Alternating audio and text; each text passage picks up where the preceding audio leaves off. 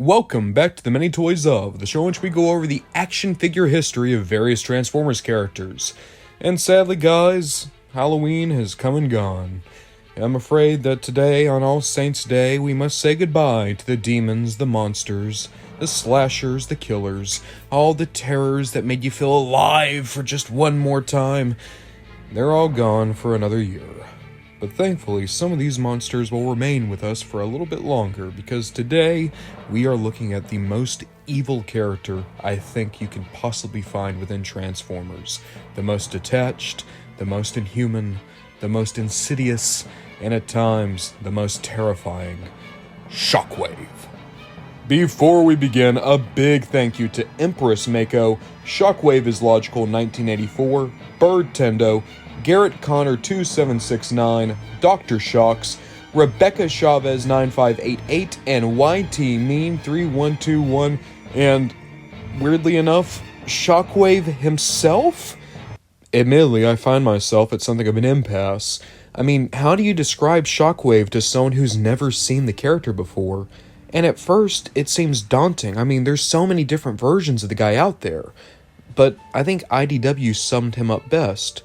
It doesn't matter which face Shockwave has taken on that day. It doesn't matter which version of him you find. Shockwave at his core is always the same.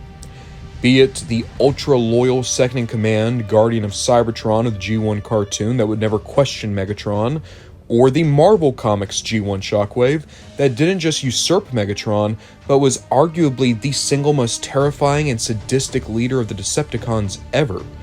Perhaps we're talking about Energon, in which he was just a crazy madman, or the movies, in which he was really just a gun on legs.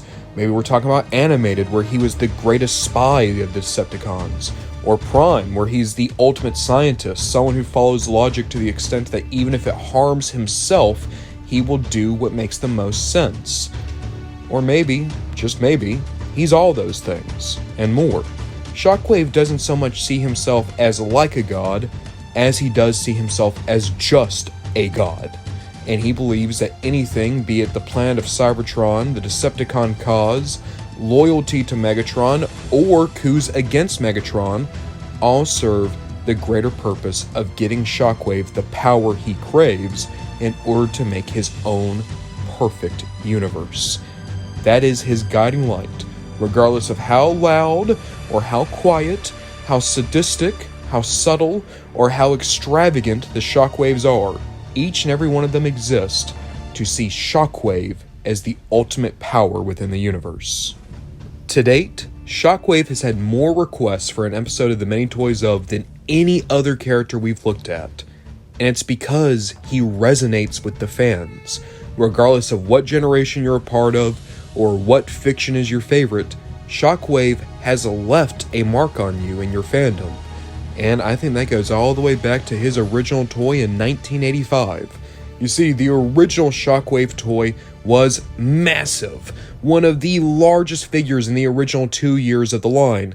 Alongside that, he is incredibly screen accurate. Granted, in the cartoon, they bulked out his lower body, but his proportions and his general design is far more accurate to the cartoon than basically any other toy of the first 2 years of G1. Alongside that, his gun mode is imposing and large and fun. It's not like Megatron where you needed all the extra pieces to make him work. Shockwave's space gun just looks good by itself. Plus, if you mistransform him, the gun can just stand up on its own, which is also really fun.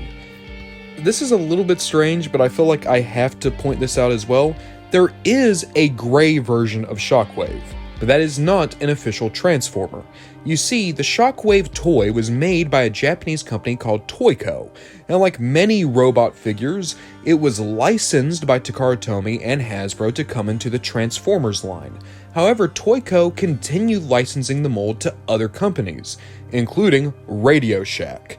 If you went to Radio Shack, you could have gotten the same exact toy, minus the Decepticon logos and the rub signs, only it would be entirely in gray. To bring the debut year of Shockwave to a close, in 1985 you could have also picked up Shockwave from Kabaya's Transformers Milk Caramel Candy Toy range. In 1986, you could have gotten a tiny minifigure of Shockwave in the Destron Hero Collection 22 multi-pack. This was exclusive to Takara markets, though this same mold would be used again in 1987 to make the decoy Shockwave here in the United States.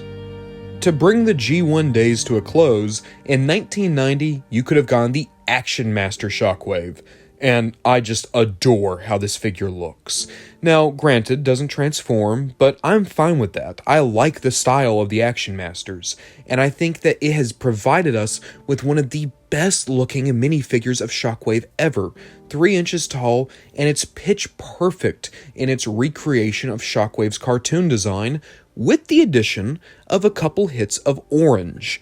And I live for those hits of orange. For me, I think that Shockwave should have started including that in his general designs, because that little bit of orange helps break up the ocean of purple that Shockwave's design usually is, and makes him a little bit more visually interesting, at least to me. We wouldn't get Shockwave again for 13 years. Skipping over the Beast era, the next time he showed up was in 2003 as a Hard Hero bust. And it looks good, a perfect recreation of his cartoon design, at least from the waist up. And you could have gotten the same bust, also in 2003, but with a metallic paint job. Sure, Shockwave got some stuff in 2003, but really his big reintroduction came just 1 year later in 2004. With Energon, we got our first completely new take on Shockwave. This Shockwave was not logical. He wasn't even all that smart. What he was a gun-toting maniac who wanted to destroy everyone and everything on his path to take over the Decepticons. They definitely leaned more into the idea of Shockwave being a challenger to Megatron, as opposed to the ever-loyal scientist here. And I also love this design. It is the most unique look Shockwave has ever had, with his big monster arm, as well as the fact that even his normal arm is also loaded down with guns. He also has an incredibly sharp head design. I love the angles here. It almost looks more like Whirl in some ways. He has great pointy ears, amazing articulation for the day, and much like Action Master Shockwave, I like how Energon Shockwave brought more color to Shockwave's design. The greens and grays help make him look a little bit more visually interesting. And speaking of being visually interesting, he is a triple changer. One mode is a tank, and granted, it looks a little bit more like a train with a big gun on top, but I like how this turned out. The other mode is a satellite, in which he will shoot you from space. That is wonderful and amazing, and I love it. However, I have to put all my praise to the side, because unfortunately the American version of Energon Shockblast is incredibly fragile at the waist. Almost every copy of the figure comes with a bad pin, and that can ultimately result in the figure breaking in the midsection. You have to be very careful with this guy, especially nowadays. So don't get me wrong, I love Energon Shockblast, but my favorite Shockwave, or I guess in this case Shockblast of all time, is the Alternators Shockblast. I love everything about this figure. And keep in mind, it's a remold of Meister. This is a Jazz that was turned into a Shockwave later, but it's just beautiful. It transforms into a 1/24 scale Mazda RX-8, and everything about the car is just gorgeous. But then when you transform him, it's a beautiful look for Shockwave. And I understand, Shockwave doesn't really do Earth vehicle modes. He's almost always a Cybertronian mode transformer, but this works so well. I love the idea that Shockwave, or again in this case Shockblast, would take on a car mode either to blend in better, or maybe just because he liked how the car looked. I could see either one being justified within the storyline of Alternators, but past that, it's just an excellent toy. A great transformation with so many brilliant pieces of engineering, and 2 solid weapons.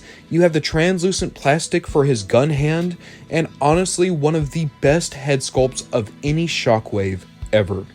If I had to get rid of every Shockwave in my collection, I would keep this Shockblast, because even if it's not the design we usually associate with Shockwave, there's something about this figure that just captures his character perfectly.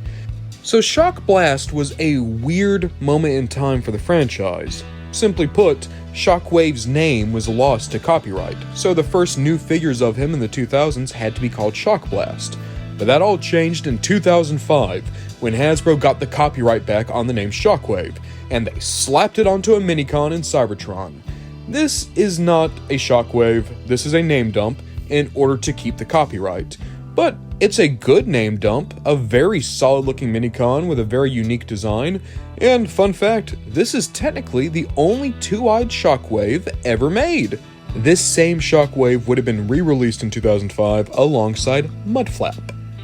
That also means that the first proper Shockwave to be named Shockwave in the 2000s was the mini statue that Diamond Comics distributors put out by Palisades Toys.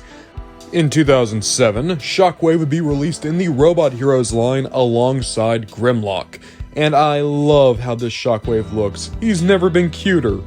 There would be some big things for Shockwave in 2008, but some more tiny releases came along as well, including the Boss Coffee Laser Wave.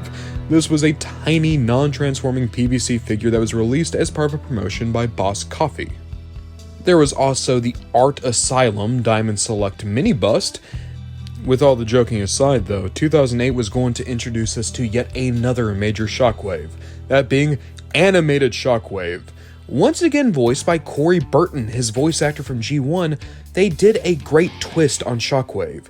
You see, in G1, he was the guardian of Cybertron, the only Decepticon left behind. Well, in Animated, the Autobots have already won the Great War. They control Cybertron, but Shockwave is still the only Decepticon left on the planet, because he's a double agent. He has taken on the role of Long Arm Prime and has been working his way up the ranks to try to dismantle the Autobots from within. He's essentially the head of their CIA, and it's going pretty well for him. At least until Season 2's finale, in which he got exposed, and then he tried to kill Ultra Magnus, and then he turned purple for some reason. You know, the things started to fall apart pretty quickly for this Shockwave, but, you know, at least he sounded cool.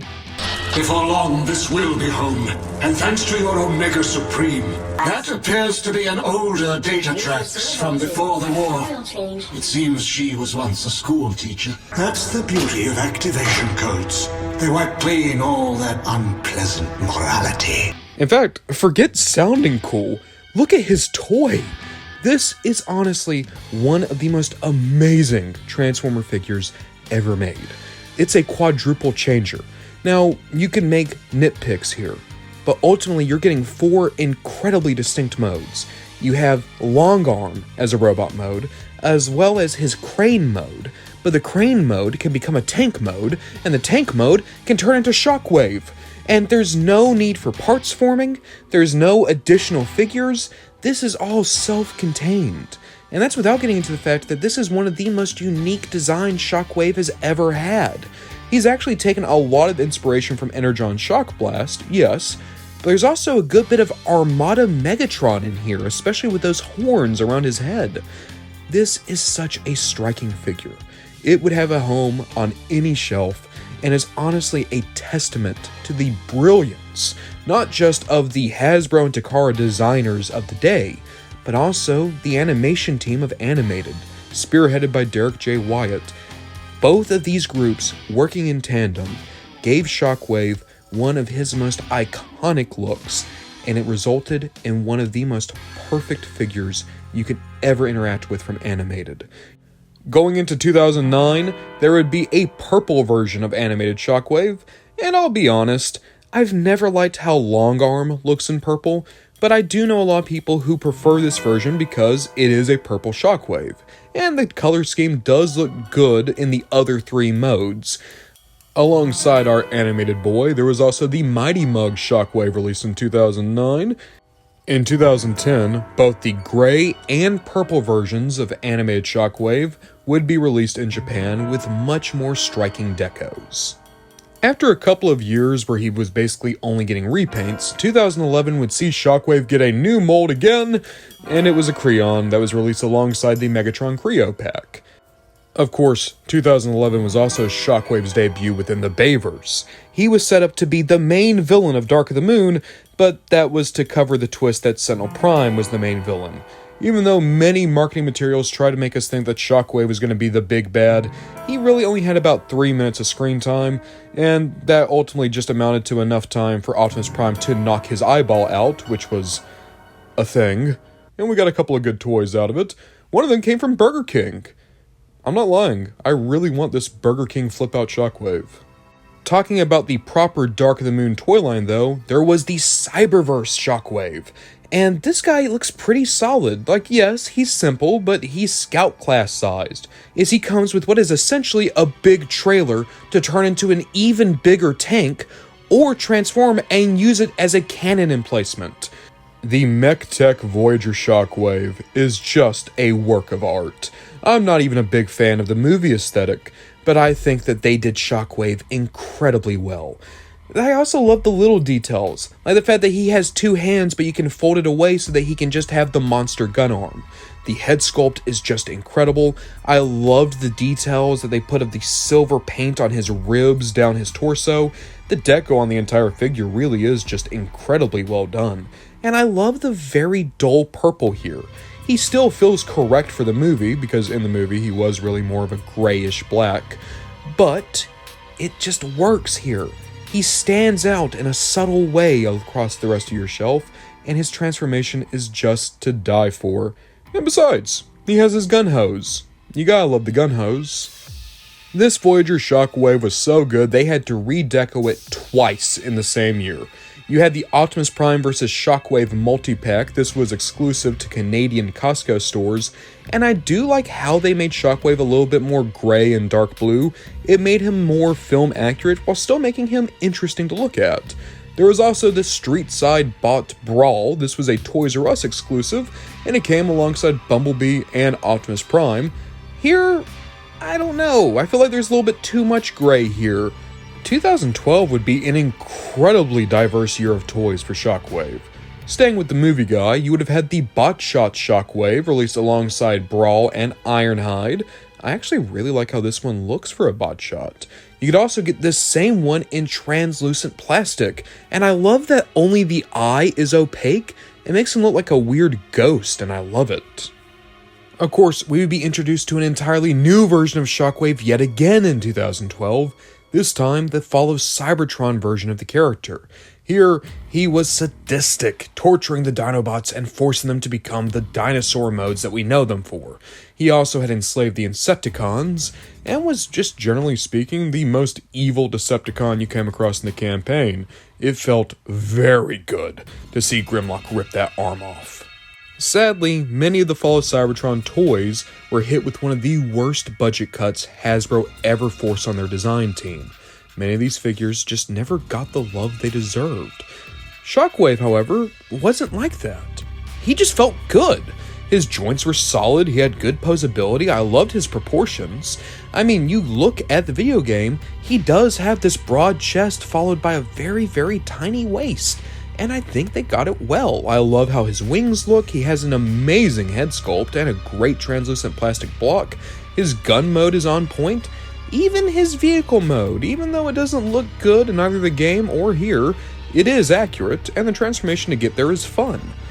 The reason I'm having to say all this is it feels like in recent years people have really soured on this Shockwave, especially after we've gotten some third-party offerings of this design. But I want to really make the case here that this was, for its time, a good Shockwave. Interestingly, this same Shockwave would be released in Takara Tomy markets in 2012 as a Prime toy. Okay guys, just bear with me for a second because I don't know if this character counts, but just roll with it, okay? So, if you went to BotCon that year, the custom class figure that you could build up was for Shattered Glass Longarm. And Longarm's deco very clearly invokes Shockwave. And if you even look at the crest of the head of this figure, that is Shockwave's visor, just made very small. But the most telling thing is that this figure came with an alternate Shockwave head. So on one hand, this is an homage to Alternator Shockblast, which I love. But this is a character who's not supposed to have any connection to Shattered Glass Shockwave, who is his own character and doesn't have any toys.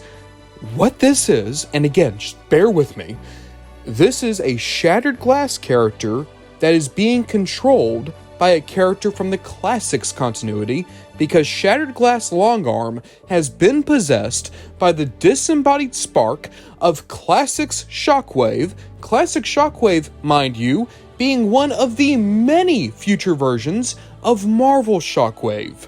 No, it doesn't make any sense. No, I can't give you any further context because even the writer didn't give us any more context than that. To bring 2012 to a close, there was the G.I. Joe and the Transformers Shockwave Hiss Tank. Now, this does not transform, it's just the Hiss Tank given Shockwave's purple paint job, as well as a new turret to look like Shockwave's gun mode. And I like it. It is a beautiful metallic purple on this tank, and even though I'm not much of a G.I. Joe person, I'll be honest, I'd pick it up if I could find it. It was in 2013 that we got my favorite on-screen version of Shockwave ever. When he joined the main cast of Transformers Prime in Season 3, he was such a wonderful addition to the show. Between his menacing appearance, the fact that he was genuinely incredibly competent, and the fact that he brought Predaking alongside him, he was a massive game changer for the show, and he was always entertaining. I especially loved his appreciation of Ratchet's work alongside his bickering with Starscream. They were like an old married couple, right down to the fact that Shockwave tried to rip Starscream's eye out one time. I am tempted to force you to share my perception of things. Of course, it helps that Prime Shockwave is an incredible design, and we got that design as a very good Voyager. This is the Beast Hunter Shockwave. And yes, he does have Beast Hunter armor, that's what those red things are on his chest and shoulders, but let's rip that off and just look at the pitch-perfect figure underneath. It looks just like he did in the show. Now, there are some issues here, specifically his hips. He has a very weird set of ratchets in his hips, and it's hard to get him in a natural standing pose. It can also impair his general balance, because of the fact that it's hard to get him into that general pose, and he has a massive weight distribution issue due to his monster gun arm. Alongside that though, that gun arm has a great gimmick. You push down on the plunger, it rotates, and it looks like he's firing. A great gimmick that doesn't impair the figure at all, aside from the weight issues that we just talked about. All topped off with amazing sculpting and painting, and one of the best head designs I've ever seen on the Shockwave. It's very G1, but they've included things like the more monstrous details like from the Dark of the Moon Shockwave. This felt like a happy marriage of movie and G1 to give us one of the best versions of this character, both in terms of personality and design ever to that point. This Shockwave would have been redecoed for San Diego Comic-Con that year, and it was supposed to invoke the G1 design more, turning him mostly purple and just adding a couple of yellow hits of paint. He would have included the Shockwave's Lab playset that would have come with a Cyberverse Commander class Predaking that was supposed to essentially be like Predaking as a fetus inside one of his test tubes. It was a great playset. This same Shockwave and Shockwave's Lab set were released at Cybertron Con that year. However, the only change was that Predaking had a different coloration to him. If you were a fan of Prime Cyberverse, there was also the Cyberverse Commander class Shockwave. And just like the Voyager before him, this is a great capturing of the character. The gun arm is a little bit strange looking, but that's for the service of the vehicle mode. And overall, this is a perfectly fine Cyberverse figure. And if you wanted it with a more striking paint job, you could have gone it in a 2-pack alongside Bomb Shock. Back in the world of Kre-o, you could have gone the Prime Shockwave in the Autobot Command Center playset. There was the ConstructBots Shockwave, which is essentially Transformers Bionicle. And my favorite thing here is that his gun just looks like a longer version of his own head.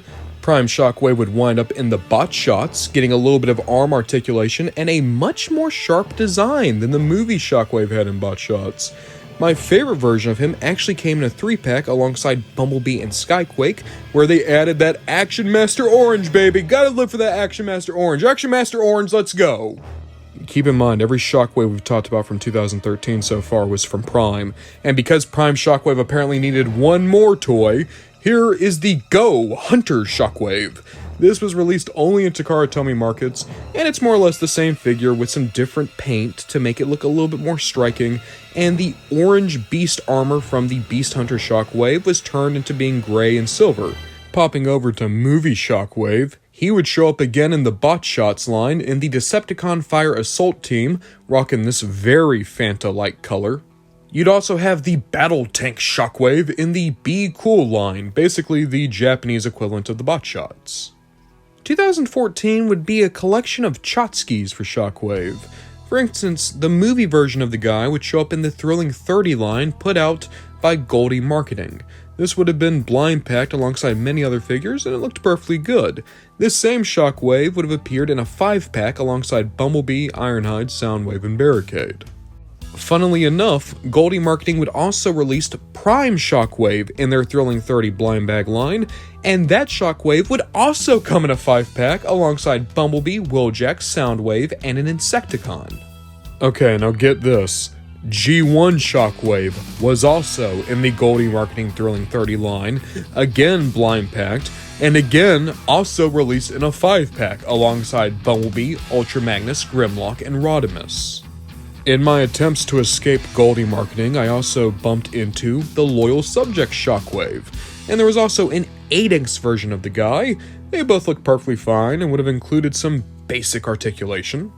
I'll be honest, I don't know when this vinyl figure of Shockwave came out, but I'm going to slot him in right here because it is the Prime design. It's been re-released many times, and in fact you can still find this guy at places like Five Below and the Dollar General sometimes. He is around 5.5 inches tall, he has articulation in the waist, the arms, and the head, and overall he's a solid looking robot mode, a great, and I don't mean this as an insult, but a great bath toy. He'd be awesome for a younger Transformers fan, though admittedly for the adult collector, he is a touch lacking in some aspects. There's not a lot of paint, not a lot of sculpting, not a lot of articulation, but still a pretty fun Shockwave. As one final knickknack, you could have also gotten the Kre-o Shockwave in the Kre-o class of 1984 SDCC 2014 exclusive pack.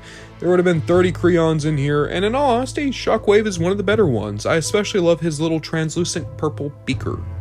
Towards the tail end of 2014, though, Shockwave would get a proper action figure, that being the Cloud Shockwave, in which he was a redeco of Generations Thrilling 30 World. There would be some weird stuff in 2015. For instance, there was the Battle Charger Shockwave. This was, again, a Kre-o minifigure, but now you just got the torso, and you got limbs that you had to construct, and then it could kind of transform. There was a Tiny Titan Shockwave. Okay, this is gonna need some explaining. Basically, Kre-o wasn't just Transformers. Hasbro was hoping that it would take off the way that Lego did, and there would be many different brands within Kre-o. They had exclusive brands like Kre-o World, you had G.I. Joe stuff, Transformers was just one of many branches. It was also the only branch on the tree that didn't completely rot away.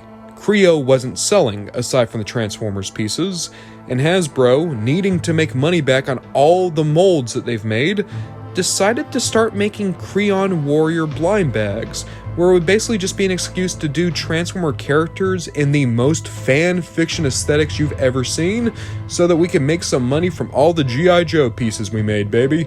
This was one of them, Army Shockwave. Yeah, he's supposed to look like a World War I soldier, complete with a bayonet for a hand. But get ready for this, okay? Ninja Shockwave, which includes a mask and a big knife, and instead of wheels on his legs, he has shurikens. However, the single best figure of Shockwave in 2015 was the Q Transformer Shockwave. Look at him! Oh, why is he so good? And he's basically the Alternator Shockwave. Like, granted, it's a different car, but it's Alternator Shockblast. He's come back to me. Oh, he's back, and he's beautiful. And look at how tired he looks with his little eye. Oh, I love Q Transformers. They're always my favorite. I need to start collecting them. I need to track them down. I need this in my life right now. I love you, Shockwave. Guys, I'm not gonna lie, I'm about to go into diabetic shock from just how cute Q Transformer Shockwave is. So, I think we've covered a lot of official Shockwaves, and there's gonna be a lot more to come. But why don't we take a break right here and just talk about some third-party Shockwaves? The first third-party Shockwave that I remember was the Mastermind Creations Cyclops. And this Shockwave is heavily based off his appearance in the Hearts of Steel IDW miniseries. He transforms into a riverboat, specifically an armored up and heavily weaponized riverboat. And I adore this design for Shockwave. It's big and bulky and brutish and not all that refined. It looks like a steampunk Shockwave, which was the aesthetic of that book. While most of the characters were turning into trains, it makes sense that he would turn into a ship and try to keep himself sequestered from the other Transformers. And let's also point this out. When Mastermind Creations Cyclops was released, it was basically the largest third-party figure up until that time. There have been bigger figures since then, but this was what really helped cement Mastermind Creations as one of the major third-party companies. What was even cooler is that this Shockwave came with a miniature version of himself that turned into a little submarine. I adore this Shockwave too. It has completely different proportions, and especially look at the head. The head's designed to look like an old-timing scuba diver helmet. KFC Toys also did a Shockwave, but it's a remold of their Perceptor and their Blaster. I don't know why, but KFC eventually just made a mold and then tried to make every character they could think of out of it. And the figure was always very fragile, the transformation's not great, and this Shockwave is hard to come by, and if you do find him, he's not exactly all that fun. On the subject of more kind of generations adjacent Transformers third party, why don't we check out Planet X Coas? This is the Fall of Cybertron version of Shockwave as done by Planet X, and it might be the single best toy they've ever done. Incredibly weighty with a beautiful transformation, a striking deco, and it helps that this is just one of the most striking Shockwave designs we've ever had. I love this figure. To wrap up these third-party chug Shockwaves, why don't we talk about Purple Potato, put out by Lemon Tree. I think this is such a good-looking Shockwave. And get this, it transforms into the Nemesis. It's a great idea. It would make sense for Shockwave to turn into a similar-looking ship, and it helps give this Shockwave a completely unique silhouette. The only issue comes from the fit and finish. This figure is very, very fragile. QC issues are known to happen a lot. Unfortunately, it's a smaller toy company, and these things are just going to happen. I do really love the design, and I think it's inspired in many ways. At the same time, it doesn't exactly have the most polish as a figure. Of course, you can't talk third party without talking masterpiece alikes, and when it comes to Shockwave, one of the go-tos has always been the fans' toys Quakewave. This guy is just beautiful, and it was the first Masterpiece alike Shockwave ever had. This guy predates the official Masterpiece Shockwave by many, many years, and in some ways, I still think he did it better. Yes, he's a little bit more cluttered and bulky, and this was way before fans' toys started becoming slavish to the cartoon designs. But I love the coloration here. The more silver hips, the dark purple, and I like the features that this toy was able to bring to the table, like interchangeable hands and gun parts. It is a good Shockwave to this very day, and for many people, it's still the ultimate masterpiece Shockwave. Of course, there's also the Cloud9 Quakeblast. Now, this guy released just about the same time as the official Masterpiece Shockwave, but he came out at a very low price point. It was a little bit of undercutting, but in all honesty, it's worth it.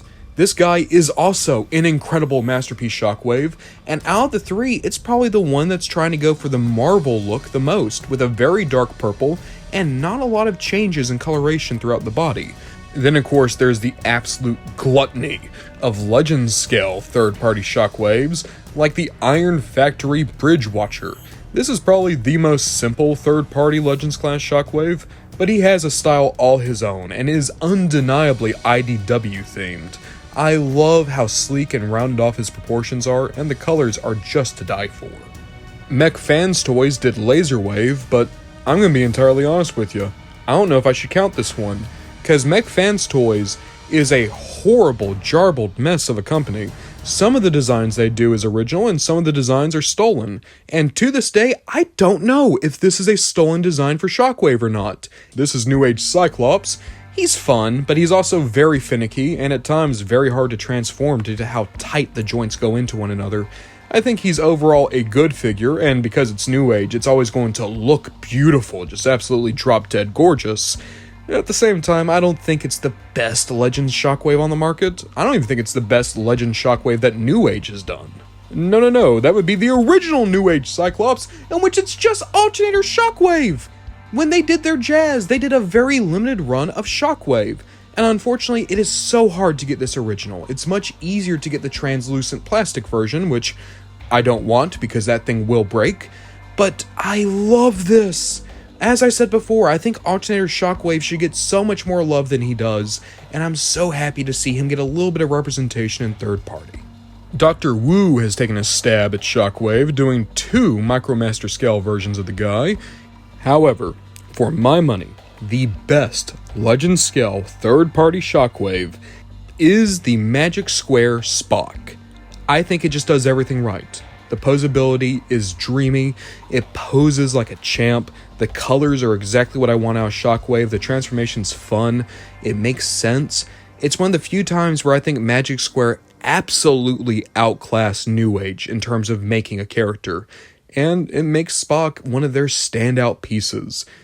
Of course, Movie Shockwave has also gotten some love from third party, like the Zeus Toys Shockwave.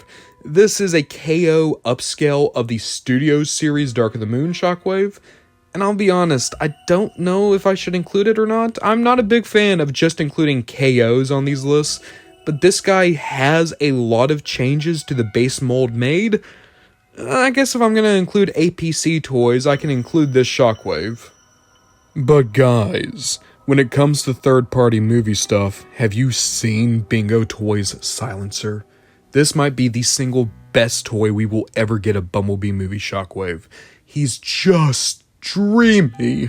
He transforms like a champ, and as for his robot mode, it's good.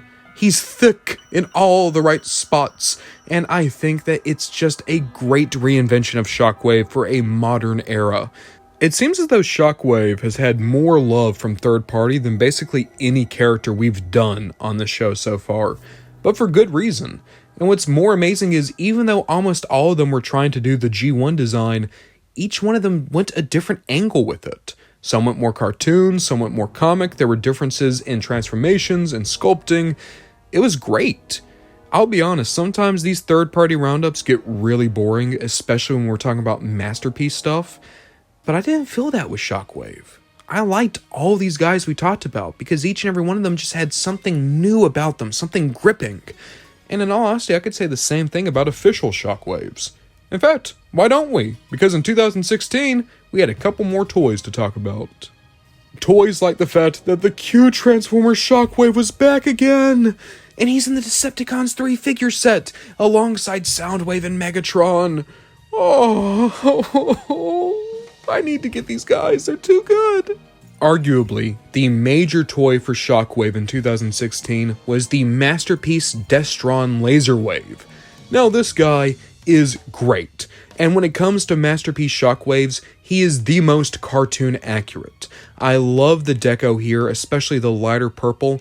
That said, I'm always gonna prefer his Marvel Comics / toy design. I think this Shockwave is very, very good, but there's tiny issues I could take with him. He's a little bit shorter than I think he should be, and his proportions are somewhat squat. But then you have the electronics, an incredible transformation, a spring to make the gun hose that really, really works, and just the sheer fit and finish of it. The third-party guys were always a little bit rough around the edges, but this Shockwave, just an absolute delight to mess with, especially when it comes to switching out the hands. You can choose between clear translucent plastic or an opaque hand and an opaque gun barrel, or you could mix and match. And plus, he comes with a little version of himself, so he can shoot himself and miss, even though Carly was like, 5 feet away from him. However, for my money, one of the best Shockwaves ever was the Combiner Wars Decepticon Shockwave. This is a legend scale version of the guy, but he's just so much fun to mess with. It feels like he has so much articulation, even though comparatively he has very few points of it. It's because the toy was engineered in such a way to maximize a limited number of articulation points to give you an amazing range. His head sculpt is incredibly sharp, and I love things like his translucent hands and the translucent chest window. His gun mode is very solid, and it can be held in the hands of combiners from Combiner Wars, specifically because Bruticus shot Shockwave at one point in the Revenge of Bruticus. He is a great little figure, and I think Hasbro and Takara Tomy knew that because they gave him a couple of redecos. For one, there was the Legends Shockwave and Cancer. This is a much more cartoon-accurate Shockwave, though, admittedly, I don't like the lighter purple on this guy. I think he looks better with a little bit of a darker purple. Oh, but guys, then there was the G2 Bruticus Collection Pack, and they included Shockwave in that pack, but oh no, there isn't a G2 Shockwave, so what deco do you give him? You give him the Action Master Orange! You give him the Action Master Orange! And he's there with the Action Master Orange with the G2 Bruticus, and that is everything we need in life, isn't it? We just need that Action Master Orange. I would snort that Action Master Orange if I could. Going into 2017, it would be another year of knickknacks for Shockwave. Things like the Kid Robot Enamel Pin Shockwave, which was an enamel pin. There was also the Vinyl Mini Shockwave, which looks good, 3 inches tall, and honestly, the only issue I have with him is the fact that he doesn't have his gun hand. There was the Bouncing Ball Head Shockwave, which his head turned into a bouncing ball. There was the Tiny Turbo Changer Shockwave, which, for a Tiny Turbo Changer, is a ton of fun. I used to love transforming him back and forth. There was also Movie the Best Shockwave, which was taking the Dark of the Moon Shockwave and giving him his most screen-accurate redeco yet, and what that means is he looks kind of boring now. There would be a lot of excitement in 2018, though. There were things like the McDonald's Shockwave. This was just a generic Shockwave that was released alongside My Little Pony toys. Masterpiece Destron Laser Wave would be given a toy-accurate redeco. There was the Cyber Series Shockwave, which, despite being a very simple toy that didn't even have knees, this was a great-looking robot mode, a fun transformation, and keep in mind, even though he was Voyager size, they would have been asking about $10 for him.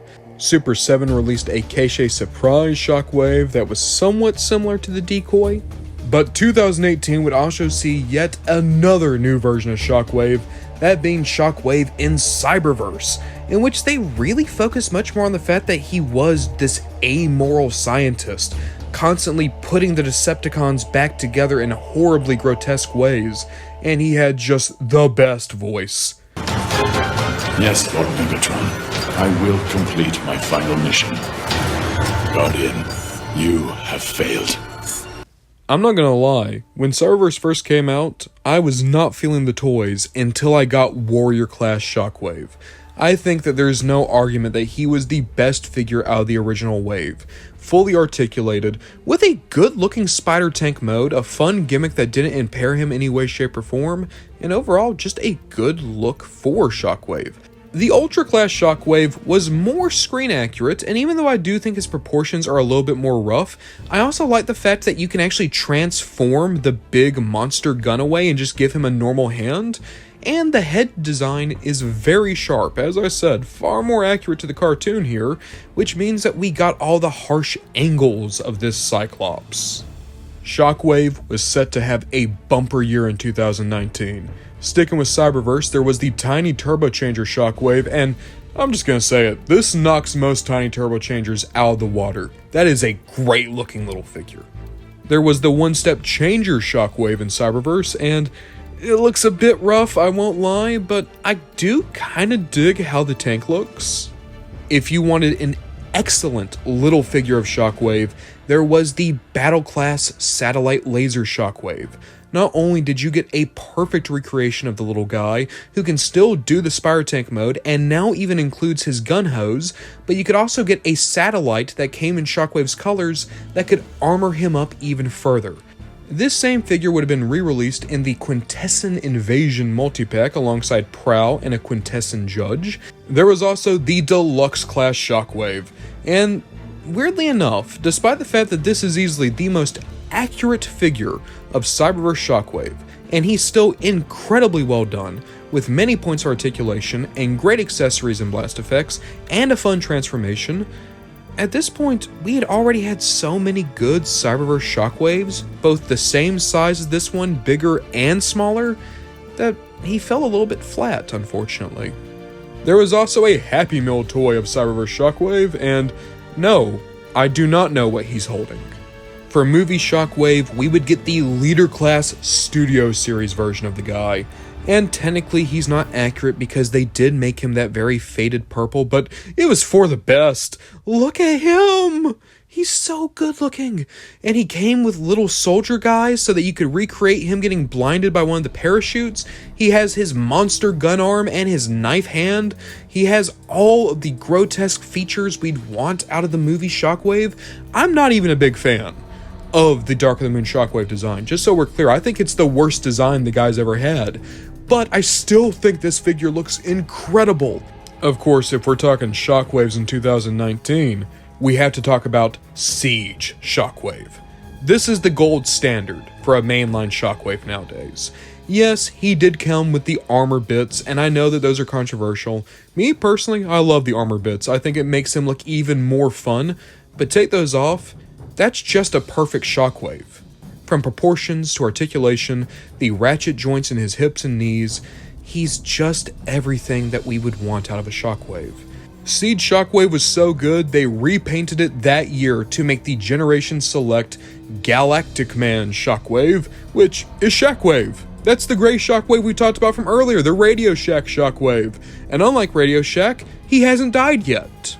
Finally, to wrap up 2019, there was the Metal Earth Shockwave, and I don't know why, but I really like this one. He just looks funny to me.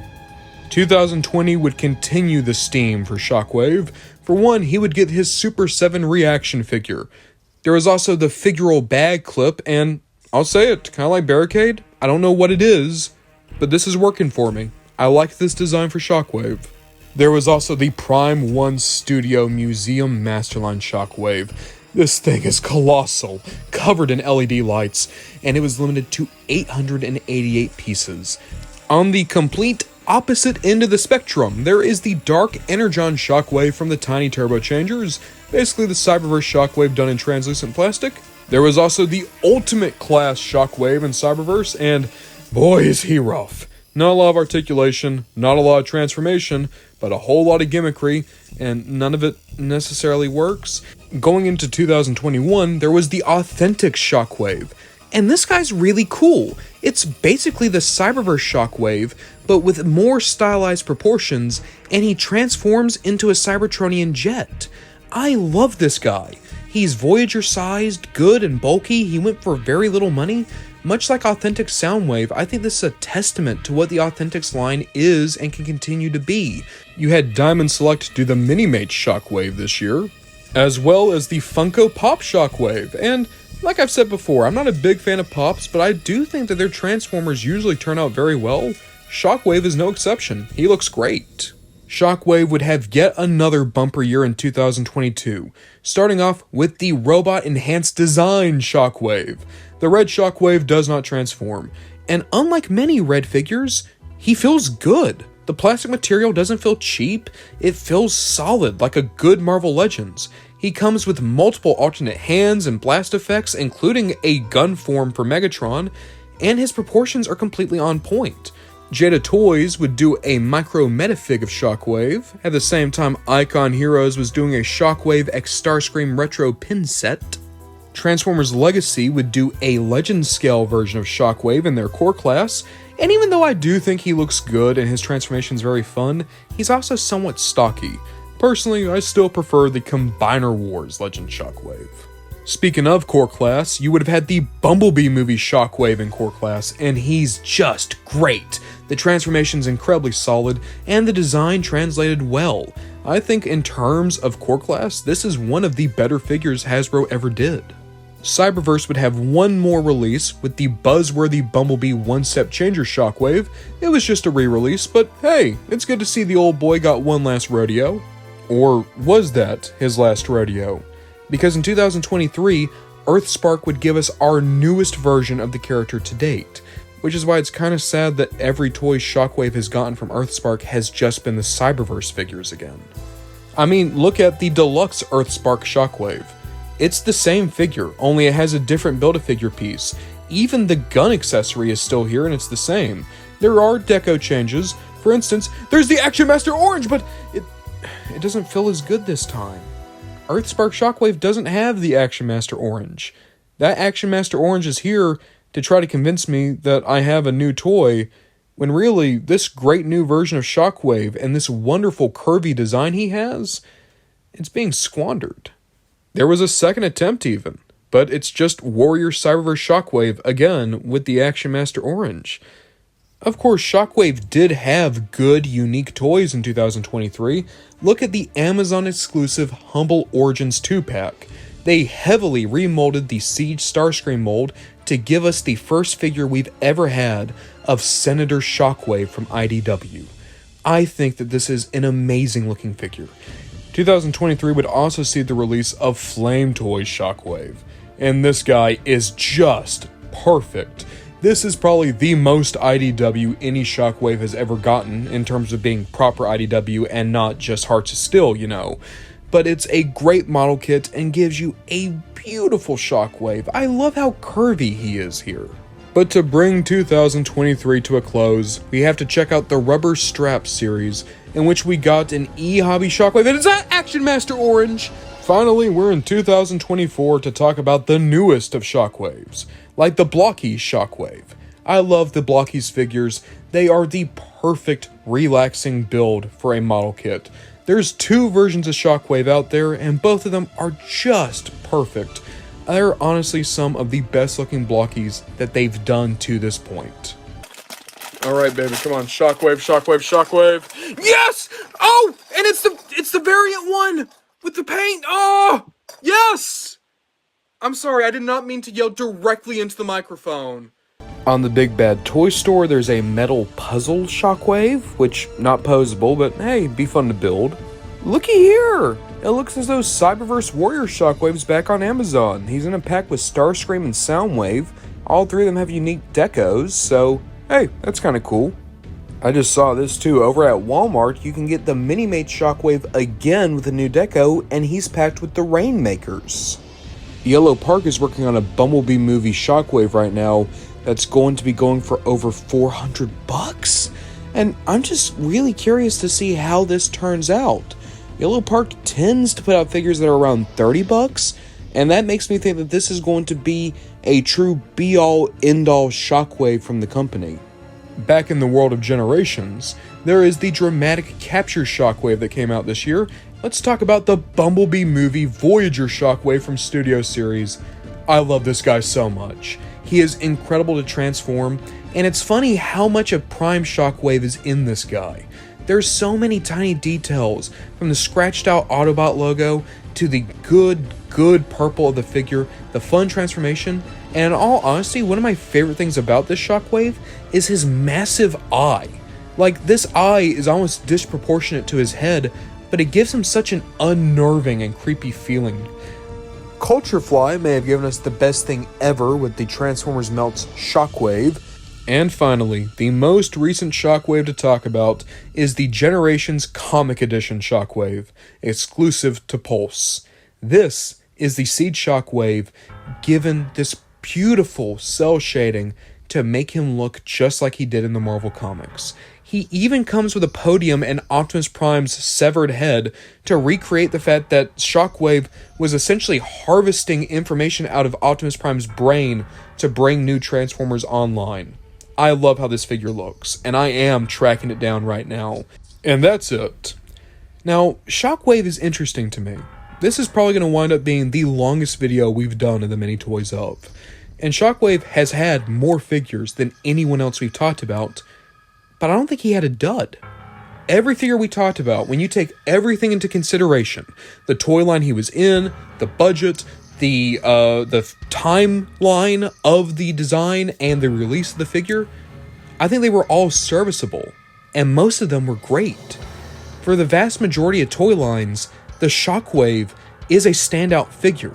I mean, just run down the list. G1, Energon, Alternators, Animated, Prime, Dark of the Moon, Studio Series, Siege, Fall of Cybertron, now with the Marvel release of the Siege mold. Shockwave is always one of the big figures to track down because they're almost always spectacular. And more past that, it's made me think about his character. If you had to make a Mount Rushmore of Decepticons, undeniably, it's Megatron, Starscream, Soundwave, Shockwave. And yet, out of those four, Shockwave's the one they've never really tinkered with. Megatron, Soundwave, and Starscream have vastly different characterizations across different forms of media, and for the most part, they've been made sympathetic over the years. We understand where Megatron's coming from. He was forced to live his life as a slave and is now fighting to ensure that no one else ever has to have the tyranny of someone above them. When he says peace through tyranny, it's because he thinks the universe would be better if he was in control. With Starscream, we understand his need to prove himself and the love he had for his friends like Jetfire, at least at one point. With Soundwave, he has his cassettes, and even as early as G1, we understood the love he had for each of them, especially Ravage.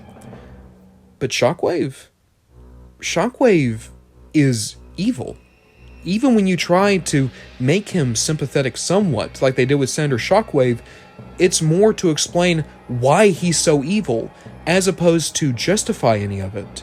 And even within IDW, they denounce his attempts to try to use shadow play as the reason as to why he became the way he is. Shockwave is just amoral. He is without empathy. He is not without emotion. He feels emotion. Hatred, disdain, disgust, pride. What he is without is any consideration with anything else around him. At the end of the day, Megatron does take care of his troops in his own way. Soundwave loves his cassettes. Even Starscream, he can have friendships and gratitude towards other characters. Characters like Knockout and Prime, or in the IDW comics, his affinity for Bumblebee and Windblade. Shockwave lacks that. Shockwave is this perfect character to always use as a measuring stick of evil within Transformers. He's not a boring character, he's not a flat character, he's incredibly dynamic. But his point, the reason why he's still so great and so beloved after all these years, he's the one that you should be disgusted with. He's the one that you turn into the hate sink. You make it to where all the Decepticons look more sympathetic in contrast to Shockwave. He was that in Marvel, and he continues to be that in Skybound. There's the devil, and then there's Shockwave. There is absolutely nothing redeeming about him, and that's what makes him so important to the Transformers mythos nowadays. In a world in which we want to sympathize with the Decepticons, a character like Shockwave is always able to make us remember that the Autobots are on the side of right, and the Decepticons, at best, are misguided, and at worst, they are monsters, with Shockwave being the biggest monster of them all. And that's why we need him. But guys, I'll ask you, which was your favorite Shockwave toy? And is there a Shockwave toy you're trying to track down right now?